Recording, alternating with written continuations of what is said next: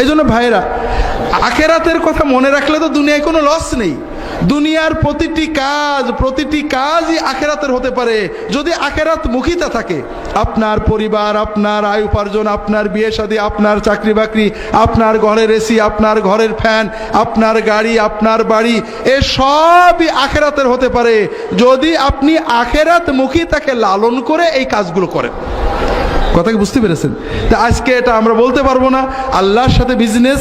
মনের ভিতরে আপনি বাড়ি করেছেন, পাশের লোক দোতলা করেছে, আমি একটা তিনতলা না করলে কেমন হয়? আপনার বাড়ির টাকা দুনিয়াতেই থাকলো, মাটিতেই পথলেন, আল্লাহর কাছে পাবেন না। আপনি বাড়ি করেছেন যে আমার ছেলে মেয়ে আছে, পর্দার সাথে থাকতে হবে। ভাঙাচুরো বাড়ি হলে মান সম্মান ইজ্জত অর্থাৎ আব্রু পর্দা নষ্ট হবে। ভালো করে বাড়ি করি যেন পর্দার সাথে স্ত্রীরা থাকতে পারে, বউ ছেলে মেয়ে থাকতে পারে। আপনার বাড়ি বাড়িই থাকবে, কিন্তু বাড়ির যত খরচ আপনার নেকির আমলনামায় জমা হয়ে যাবে। আপনার ছেলে চাকরি করবে, আলহামদুলিল্লাহ, আপনার ছেলে পড়বে, ব্যারিস্টার হবে, আপনি শুধু খরচ করছেন, ও খরচ মাটিতেই চলে গেল, কোনো কাজে লাগলো না। আপনার ছেলের পিছনে খরচ করছেন, আমার ছেলে ভালো মুসলমান হবে, আল্লাহওয়ালা হবে, দিনদার হবে, আলেম হবে, আমি তাকে দুনিয়ায় তো হবেই, কিন্তু আমার মূল মাকসুদ সে যেন আল্লাহওয়ালা হয়, তার সওয়াবটা আমি কবরে বসে পেতে পারি। ওর পিছনে যত খরচ করছেন আপনি, সবই আপনার নেকির আমলনামায় জমা হয়ে যাচ্ছে। তো এই জন্য ভাইরা, আখেরাত মুখিতা যত আসবে, দুনিয়ার হিংসা কমে যাবে, লোভ কমে যাবে, স্বার্থপরতা কমে যাবে। চলেই তো যেতে হবে, ঝগড়া করে কি লাভ? কখন যাই তো ঠিক নেই।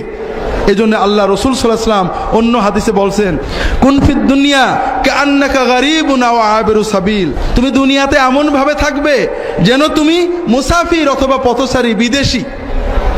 যে বিদেশি, সে বিদেশে ঝগড়া করে না, মামলা মোকদ্দমা করে না, পথে যে যায় ফেরিতে উঠে জায়গা নিয়ে ঝগড়া করে না, সে জানে আমাকে চলে যেতে হবে, মোটামুটি পার হয়ে গেলেই হলো।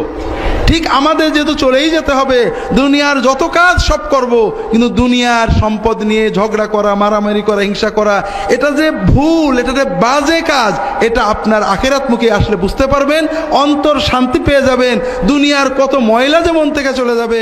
আল্লাহ তাআলা তৌফিক দান করুন, আমিন।